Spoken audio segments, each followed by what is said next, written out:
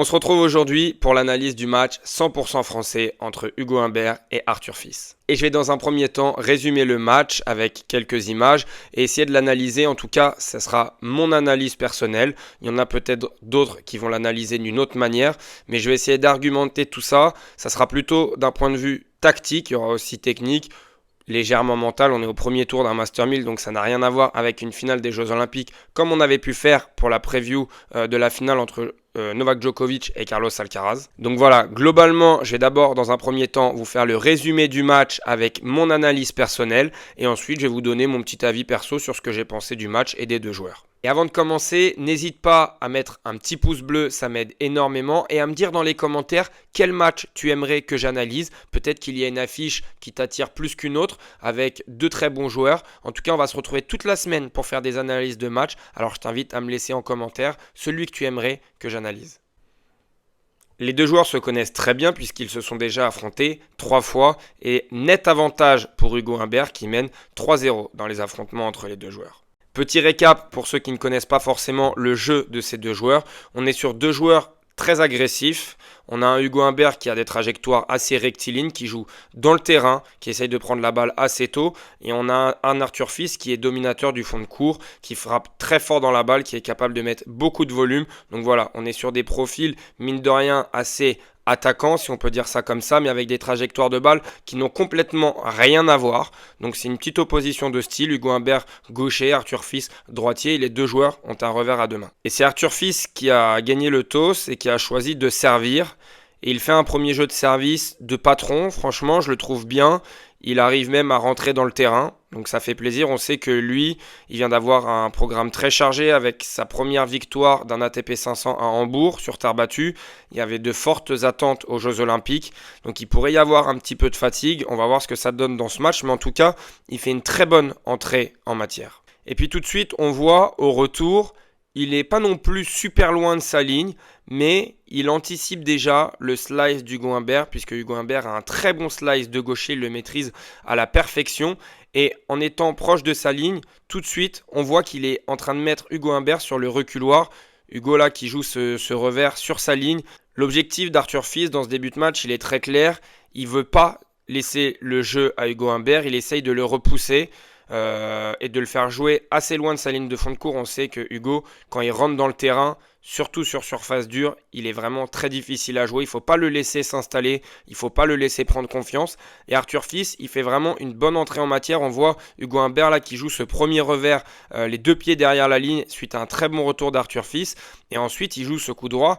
1 mètre derrière la ligne, il va le forcer et il va faire une faute de filet. Tout de suite, première alerte, 0,30 pour Arthur Fils. Et ce schéma, on va le retrouver plein de fois. Hugo Humbert, après une très bonne première balle, cette fois, il peut jouer les deux pieds dans le terrain. Il peut fixer Arthur Fils. On voit Arthur Fils qui est au niveau de la ligne Montréal de l'écriture du tournoi. Donc, c'est-à-dire qu'il est très loin derrière sa ligne. On va en reparler. Retenez bien ce que je suis en train de vous dire. Et ça sera sauvé pour revenir à 30A. Pareil, on voit Arthur Fils tout de suite qui a la volonté de venir couper la trajectoire sur ce retour. Il le fait extrêmement bien en extension. Franchement, là, on voit, il met de l'énergie tout de suite dès le début du match.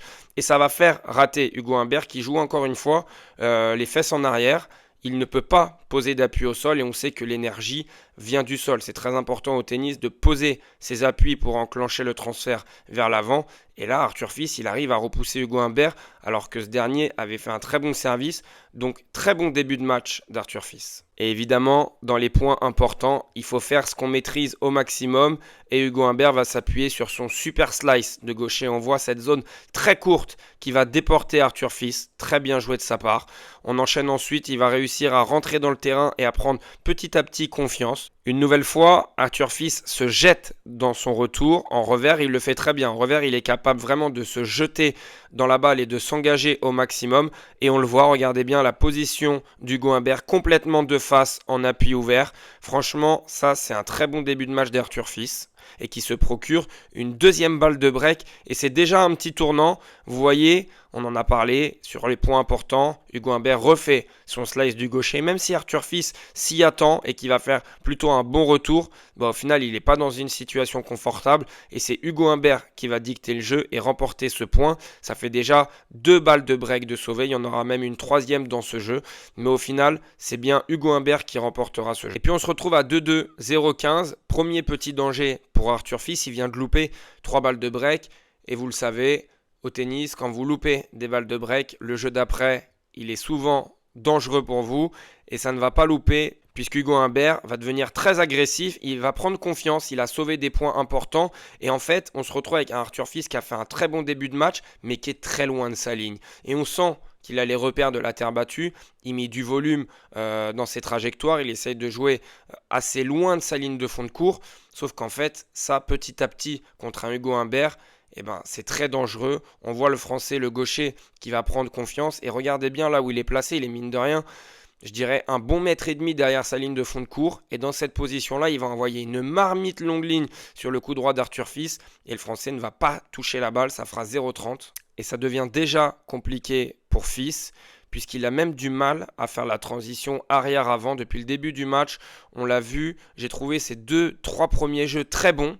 Et puis dès ce quatrième jeu, j'ai trouvé que c'était très compliqué. J'ai trouvé assez lent, assez lourd. Et ce, durant toute la partie, on va en reparler après. Mais il a eu beaucoup de mal à faire cette transition arrière-avant. Il va perdre ce point, il va être mené 0,40. Et on voit ensuite Hugo Humbert, lui, qui est très proche de sa ligne au retour, qui est très agressif. Regardez bien, il vient couper cette trajectoire. Et Arthur Fils va louper complètement son revers. Je ne sais pas si vous voyez la balle, elle est à gauche du couloir d'Hugo Humbert. Voilà, ça c'est le rebond du revers d'Arthur Fils. Donc là, c'est une énorme faute de la part du français. Et à partir de ce moment-là, je l'ai trouvé très en difficulté. On va y revenir. Vous voyez Hugo Humbert qui est sur sa ligne, qui vient couper les trajectoires. Et avec ces trajectoires assez rectilignes, une balle fusante, franchement, ça doit être très compliqué pour Arthur Fils qui fait la transition entre la terre battue et le dur nord-américain.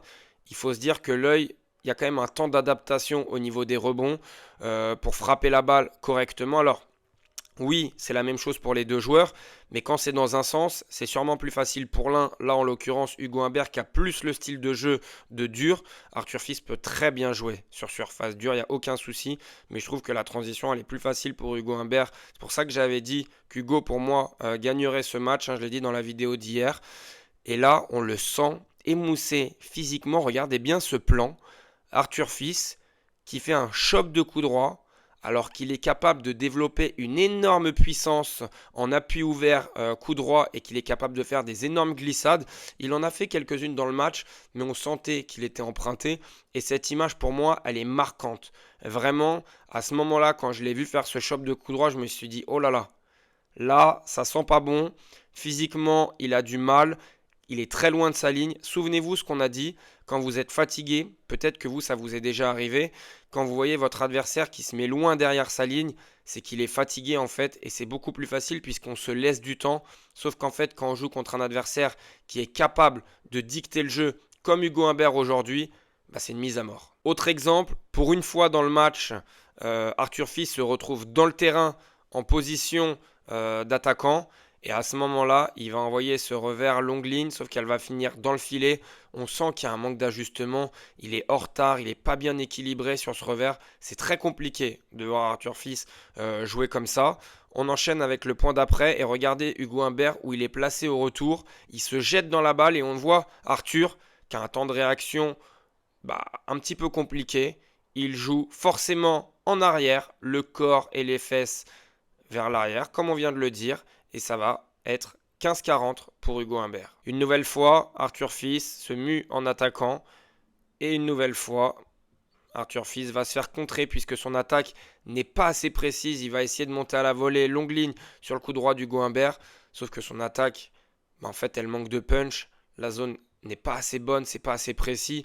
Et on sait qu'Hugo peut être un très bon contreur. Il a des gestes qui sont très courts. Il est capable de tirer des très bons passings.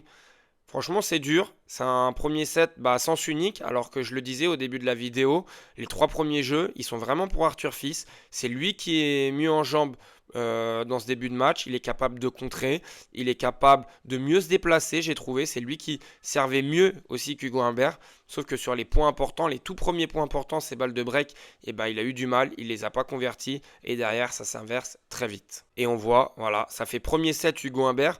On va s'arrêter un petit peu sur cette image pour essayer de voir ce qui va et ce qui ne va pas et ce qui pourrait être amélioré pour Arthur Fils, puisque forcément Hugo Humbert fait la course en tête.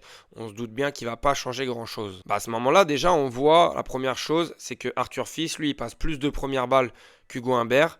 Sauf qu'en fait, Hugo, lui, il retourne 90% des premières balles d'Arthur Fils, alors qu'Arthur Fils, il en retourne que, entre guillemets, 69. Ça, c'est déjà un élément très important, c'est-à-dire que Hugo arrive beaucoup mieux à lire le service d'Arthur Fils et qu'il n'y a quasiment aucun point gratuit. Autre stat très importante, Arthur Fils s'est procuré plus de balles de break qu'Hugo Humbert, mais il n'en a converti aucune, alors qu'Hugo, lui, il est à 2 sur 2. Ça fait franchement une énorme différence. Toujours important de regarder les stats service-retour. Le service, c'est la rampe de lancement forcément, mais le retour, c'est le deuxième coup du poing. C'est tout aussi important. Et on voit que Hugo Humbert retourne très bien sur les deuxièmes balles d'Arthur Fils, puisqu'Arthur Fils gagne seulement 33%, c'est-à-dire 1 point sur 3 derrière sa deuxième. Il est constamment agressé, complètement pris à la gorge. Et ça, c'est un élément ultra important de ce premier set. Et puis ce qu'on peut noter aussi, c'est en bas à droite, on voit un petit peu les coups qu'ils sont en train de nous faire au niveau des shot spin. Les shot spin, on voit qu'il y a 94% de balles recouvertes, de lift, on va dire, pour Hugo Humbert, contre 85% pour Arthur Fils. Donc il y a quand même 15% de variation de slice et seulement 6 pour Hugo Humbert. Ça peut être une solution pour Arthur Fils d'essayer de varier les trajectoires, d'essayer de varier les effets, d'essayer de moins jouer en cadence pour qu'Hugo Humbert ait moins ce rythme tendu qu'il adore. On va voir ce que ça donne dans cette deuxième manche. Début du deuxième set, on repart pareil. Hugo Humbert est très agressif, on le voit, il est sur sa ligne de fond de cours, quelques centimètres dedans quand même. Il va agresser Arthur Fils qui va se retrouver pas à genoux, mais voilà, très bas sur les jambes pour rejouer ce revers. Alors, il arrivera quand même à remporter son jeu de service, mais on voit qu'on est parti sur les mêmes bases. Et cette photo, elle est hyper intéressante. On voit les vitesses de coups droits d'Hugo Humbert. Mais en fait, c'est simple. La plupart de ces coups droits, comme ça à l'œil, je dirais plus de 60%, 70%, vont plus vite que 130 km/h. C'est dire la vitesse que vous impose, le rythme que vous impose Humbert. Franchement, c'est monstrueux. En plus, il est gaucher. Donc c'est très compliqué, c'est pas du tout les mêmes trajectoires. Ça, c'est vraiment très important quand vous regardez un match et que vous avez ce genre de petite analyse. Essayez peut-être parfois de mettre pause à la télé pour essayer de les regarder, d'analyser. On voit même les zones, les zones touchées. C'est très précis, il n'y a rien quasiment dans l'axe central, sauf quand c'est voulu. Et puis ensuite, ça déclenche sur les côtés. Il y a très peu de balles sur la ligne de fond de cours ou juste à côté. On l'a dit tout à l'heure, ça ne sert à rien. Il y a une grande marge de sécurité, alors que ça frappe très fort. Franchement, monstrueux. Et puis j'ai mis cette image parce que justement on a vu Arthur Fils sur ce point essayer de faire des variations. D'abord il a commencé par un petit slice de revers et ensuite il a envoyé un gros revers lifté. Voilà, c'est peut-être une option d'essayer de varier les trajectoires pour essayer de proposer autre chose à Hugo Humbert qui est quand même, faut le dire, vachement bien installé dans cette partie. Sauf qu'en fait, Arthur Fils part de beaucoup trop loin. Ça me marque, vous voyez, je vous remets un plan de son retour. Regardez où il est. Hugo Humbert, c'est un joueur capable de servir très fort au service, mais qui est capable de trouver des grandes zones. Et on voit encore une fois dans ce point, sur un contre-pied, franchement, je vous assure, le contre-pied, il n'était pas folichon. Et ben on voit Arthur Fils qui n'est pas capable d'aller caler un appui ouvert pour redonner du rythme à cette balle. Il va refaire un chop de coup droit. Ça, c'est signe forcément qu'on n'est pas à 100% physiquement. Je l'ai senti et ça se voit. Enfin, une transition vers l'avant pour Arthur Fils. Sur ce coup droit, il va réussir à faire le coup gagnant en allant tout droit. Et à ce moment-là, son corps a suivi au filet. Voilà, c'est une des premières fois qu'il arrive à poser des appuis. On le voit d'ailleurs sur l'image d'après. Voilà, il est en train d'avancer, il rentre dans le terrain. Forcément, c'est beaucoup plus efficace, mais ça demande de l'énergie, je vous assure. C'est beaucoup plus dur de faire ça que de se mettre 3 mètres derrière et de faire la navette. Alors que rien ne va dans son sens, à ce moment-là, Arthur Fils, il réussit à mettre 2 points de suite et il s'encourage, il regarde son clan, attitude très positive. Oui, mais voilà, Hugo Humbert franchement, il est réglé. Au retour, c'est monstrueux. Il saute, il plonge dans les balles. Je ne sais pas comment on peut dire ça. Et on voit Arthur Fils qui est en galère, qui joue cette balle en prise marteau comme il peut. Il se fait agresser. Et derrière, Hugo Humbert, il peut fixer tranquillement avec son super coup droit. Et là, il jouera croisé pour se procurer une balle de break. Non, ce n'est pas la même image que tout à l'heure, mais Arthur Fils a encore un revers à jouer en avançant. Et à ce moment-là, il va jouer une très mauvaise zone. Regardez la zone. Elle n'est pas bonne du tout. On le voit, il est extrêmement loin du filet. Forcément, derrière, punition, corps croisé. Voilà, tu te fais punir. Et derrière, on voit Arthur Fils qui explose. C'est le cas de le dire. Il va exploser sa raquette. C'est assez rare de le voir aussi nerveux. C'est vrai, j'en ai pas encore parlé jusqu'ici. Je l'ai trouvé assez nerveux. Vraiment, jusqu'à ce jet de raquette, il n'y avait pas forcément de signe. Mais c'est même pas franchement de la nervosité, de l'énervement ou quoi. Je l'ai trouvé juste fatigué, peut-être émoussé mentalement par cet enchaînement. Et c'est totalement logique. Il vient de faire franchement des semaines intenses avec la pression des JO, avec son premier ATP 500 comme on l'a dit.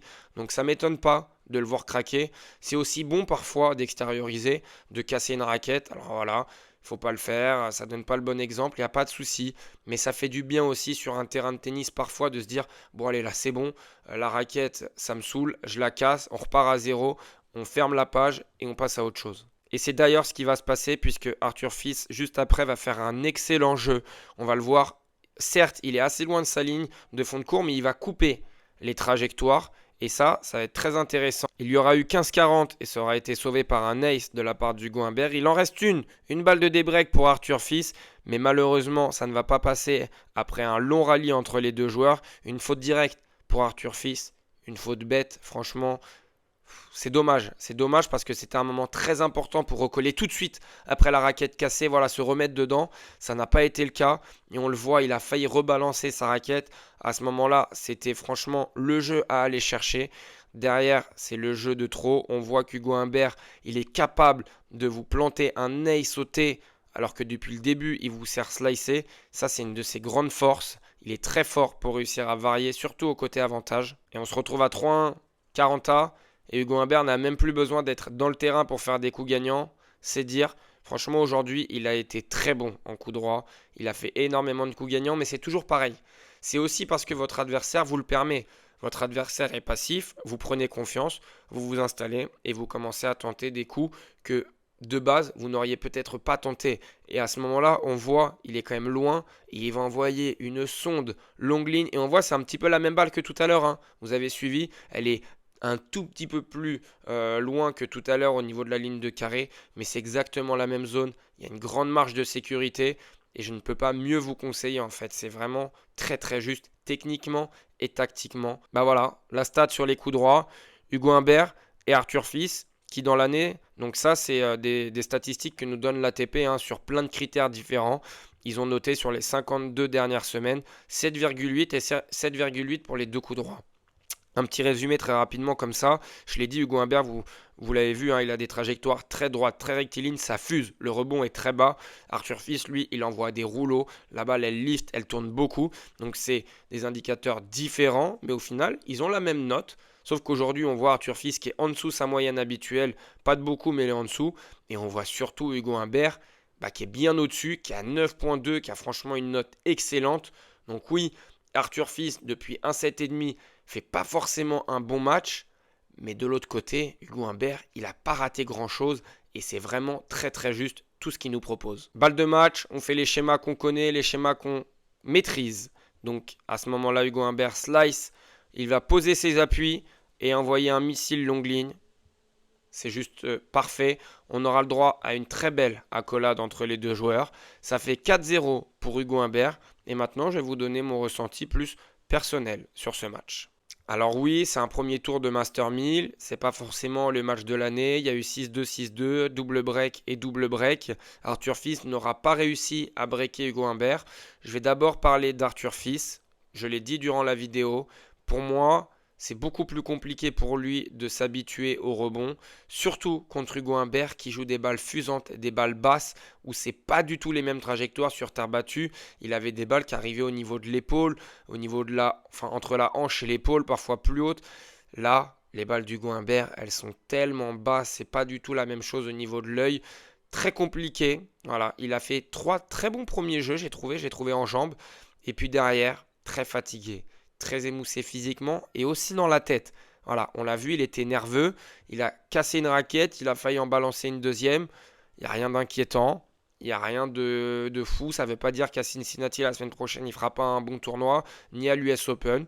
Juste là, la transition, comme beaucoup, on l'a dit, il y en a beaucoup qui vont tomber, bah elle est quand même pas évidente. De l'autre côté, Hugo Humbert, transition réussie. Lui, ça aurait été plutôt dans l'autre sens. Quand on passe du dur à la terre, là, c'est très compliqué. On se souvient, en début d'année, sur dur indoor, il a été très bon, Hugo.